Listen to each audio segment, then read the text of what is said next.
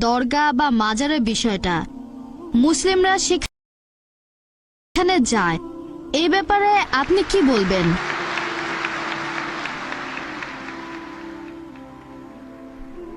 বোন খুব সুন্দর প্রশ্ন করেছেন, আরে প্রশ্ন করেছেন মুসলিমদের নিয়ে। খুবই সুন্দর প্রশ্ন। আপনি বলেছেন যে ইসলাম ধর্মে যদি আল্লাহর সাথে অন্য কাউকে শরিক করা সবচেয়ে বড় পাপ হয়, আর প্রার্থনার সবচেয়ে সেরা নিয়ম হলো সিজদা করা, কিন্তু দরগাগুলোতে কি হয়? মানুষজন দরগায় যায়, সেখানে সিজদা করে, সেটা ঠিক না ভুল? এটাই ছিল আপনার প্রশ্ন। বোন, আমি আপনার সঙ্গে একমত। আমার লেকচারের কথাগুলো আপনি পরিষ্কার আর সঠিকভাবে বুঝতে পেরেছেন যে আল্লাহ তাআলার সাথে কাউকে শরিক করা, সেটা যেই করুক সেটা ভুল, হোক সে মুসলিম বা অমুসলিম, এটা ঠিক না। তার নাম যাই হোক না কেন, জন, আব্দুল্লাহ, জাকির, মোহাম্মদ, যদি কেউ আল্লাহর সাথে অন্য কাউকে শরিক করে সে সবচেয়ে বড় পাপ করছে। আর আমরা সিজদা করব শুধুমাত্র আল্লাহ সুবহানাহু ওয়া তাআলাকে।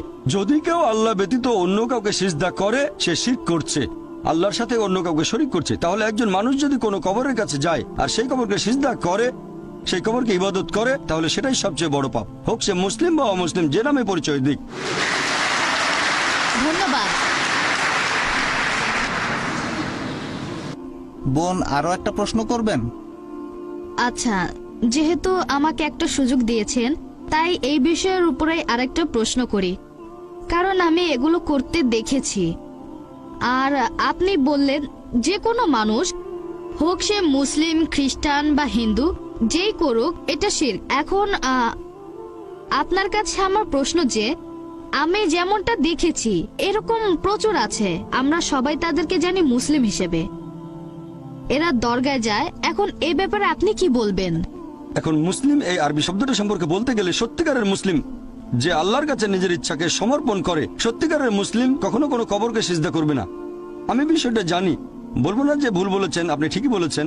মুসলিম নামে পরিচিত এরকম প্রচুর মানুষ আছে, তথাকথিত মুসলিম, যারা কবরকে সিজদা করে। এ ব্যাপারে আমার দৃষ্টিভঙ্গিটা হচ্ছে, আমার মতে তারা ভুল করছে, এটা শিরক, তাদেরকে বদলাতে হবে। আর আমার লেকচারেও আমি তাদের উদ্দেশ্যে বলেছি যে যদি আপনারা কোনো কবরে যান, আমাদের নবী বলেছেন তোমরা কবরের কাছে যেতে পারো, এতে আখিরাতের কথা মনে পড়বে যে একদিন আমিও মারা যাব। তাহলে কবরে গিয়ে সেই মৃত ব্যক্তির জন্য দোয়া করবেন, তার কাছে দোয়া চাইবেন না, তার জন্য দোয়া করতে পারেন আল্লাহ যেন তাকে জান্নাতুল ফেরদৌসে পাঠান, তার সব গুনাহ মাফ করে দেন ইত্যাদি, তবে তার কাছে দোয়া চাইবেন না। দোয়া করবেন শুধুমাত্র আল্লাহ সুবহানাহু ওয়া তাআলার কাছে। ইয়াকা নাবুদু ওয়া ইয়াকা নাস্তাইন, আমরা শুধু তোমার ইবাদত করি, তোমার সাহায্য চাই। আমার বিভিন্ন লেকচারে আমি সব মুসলিমদের উদ্দেশ্যে বলেছি যে এটা করা ঠিক না। একটা লেকচারে আমি বলেছিলাম যে আপনারা কোনো কবরকে ইবাদত বা সিজদা করবেন না, এটা ঠিক না, সবচেয়ে বড় পাপ।